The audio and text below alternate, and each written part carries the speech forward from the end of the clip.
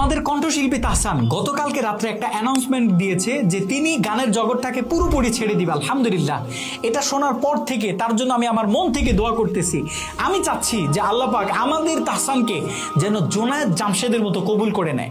দেখেন, জোনায়েদ জামশেদও কিন্তু তার মতো বড় একজন তারকা ছিল গানের জগতের। সবকিছু ছেড়ে ইসলামের পথে আসার পরে তার দ্বারা দিনের কত খেদমত হয়েছে।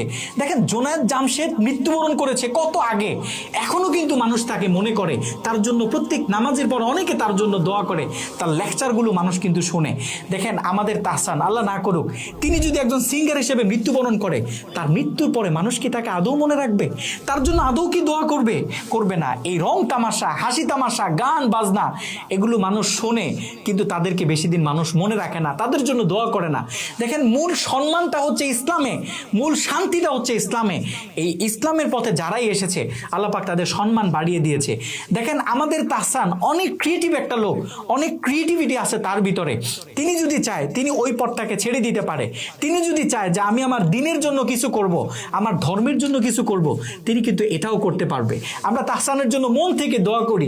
দেখেন, আমাদের তামিম মির্জা নাটকের জগতে কত ফেমাস একজন সেলিব্রিটি ছিল, সবকিছু ছেড়ে দিয়ে তিনি কিন্তু ইসলামের পথে ফিরে এসেছে।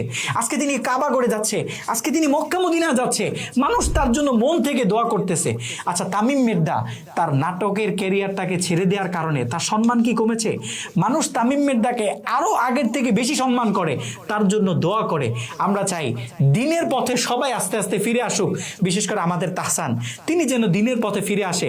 আল্লাহ পাক সঠিক বুঝটা যেন তাকে দান করে, এই অন্ধকার জগৎটাকে ছেড়ে কোরআনের জগতে, আলোর জগতে, এই আলোর দিশারিতে তাকে পদার্পণ করার মতো আল্লাহ পাক তৌফিক দান করুক। আমিন।